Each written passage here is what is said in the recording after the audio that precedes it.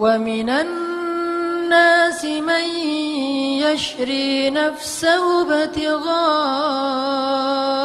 مَرْضَاتِ اللَّهِ وَاللَّهُ رَءُوفٌ بِالْعِبَادِ. Dan di antara manusia ada orang yang menjual dirinya karena mencari keridhaan Allah, dan Allah Maha Penyantun kepada hamba-hambanya. Menjual dirinya, maksudnya mengorbankan semua yang dia miliki demi untuk berhijrah di jalan Allah. Siapa orang yang dibahas di dalam ayat ini? Sahabat yang bernama Suhaib bin Sinan Ar-Rumi. Ini sahabat berasal dari Italia. Wah, ada juga sahabat dari Italia? Ya, Roma. Dia dari Italia. Cuma memang ada ikhtilaf, ada yang bilang dia dari Italia tapi bukan orang Italia, orang Arab, keturunan Eropa gitu. Jadi kayak bule-bule campuran gitu deh. Ini Suhaib bin Sinan Ar-Rumi. Dia datang ke Mekah untuk berdagang, jadi orang kaya raya di Mekah. Begitu dia mau hijrah, dihadang di tengah jalan oleh Abu Jahal dan orang-orang kafir Quraisy dan mengatakan, "Ya Suhaib, kalau kamu mau berhijrah, silakan hijrah, tetapi jangan pernah membawa harta-harta yang ada di kota Mekah.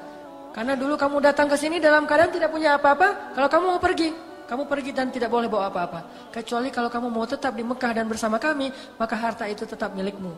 Silahkan kamu pilih." Akhirnya dia mengatakan, "Saya memilih Allah dan Rasul. Silahkan kalian ambil semua sampah-sampah dunia itu, saya tidak masalah. Saya memilih Allah dan Rasul." Hijrahlah Suhaib bin Sinan Ar-Rumi jalan kaki sendiri selain Ali bin Abi Thalib yang jalan kaki. Begitu Suhaib sampai di Madinah, Nabi mengatakan, "Selamat, beruntungnya Suhaib, beruntungnya Suhaib."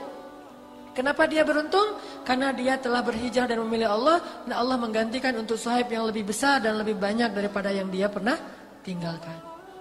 Jadi cerita Suhaib salah satu bukti bahwa Allah itu nggak mungkin ngecewain orang-orang yang berhijrah. Sehingga kalau kita berhijrah dari suatu pekerjaan yang mungkin syubhat, dan itu beresiko karena kita belum tentu punya pekerjaan yang lebih baik dari itu, maka kita adalah Suhaib Ar-Rumi untuk zaman kita sekarang. Tidak usah khawatir, tinggalkan sesuatu yang haram karena Allah, lalu berhijrah kepada mencari yang halal walaupun belum jelas. Tetapi tidak ada yang tidak mungkin karena semua pembendaharaan dunia ini ada di tangan Allah. Tabarakalladzi biyadihil mulk. Biyadihil mulk. Dan Allah itu wasi'un, maha luas, ghaniyun, maha kaya, dan raufun, rahimun, maha penyayang kepada hambanya. Sehingga kalau kita pergi dengan jaminan Allah, kita nggak akan kecewa. Tapi kalau kita tetap di dalam pekerjaan yang haram dan meninggalkan jaminan Allah, justru kita siap-siap. Kalla saufa ta'lamun, summa kalla saufa ta'lamun. Kelak kamu akan tahu. Allah mengancam itu. Makanya nggak usah ragu-ragu untuk hijrah. Hijrah pekerjaan, hijrah status, hijrah amal soleh. Dari yang tadinya punya kebiasaan-kebiasaan buruk, sekarang hijrah kepada kebiasaan baik. Nggak usah khawatir. Jangan, kalau saya nggak gitu lagi, saya ntar gimana? Misalnya hijrah dari merokok gitu. Saya kalau nggak ngerokok ntar nggak bisa mikir gimana. Maka nggak usah khawatir, Allah yang akan membimbing pikiran kita. Dulu kalau kita ngerokok mungkin pikirannya nggak jelas kemana-mana. Sekarang dengan kita tidak merokok, Allah bimbing pikiran kita kepada hal yang lebih baik. Nggak usah khawatir untuk berhijrah. Yang khawatir itu kalau kita ragu-ragu dalam berhijrah. Berangkat, balik lagi, pengen melepaskan status tapi setengah hati. Terus juga pengen meninggalkan pekerjaan yang lama, cuman nunggu waktu, tunggu setahun lagi deh, tunggu 2 tahun lagi deh, terus aja. Nah ini namanya apa? Tamanni, berangan-angan. Dan itu salah satu di antara cara setan membisiki manusia. Dia nggak nyuruh kita untuk meninggalkan atau tidak melakukan kebaikan, tetapi dia nyuruh kita untuk menunda kebaikan.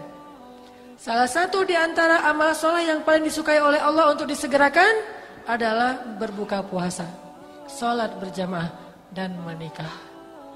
Itu amal soleh yang dianjurkan untuk disegerakan.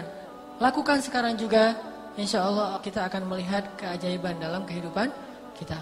Insya Allah kita akan melihat keajaiban dalam kehidupan kita.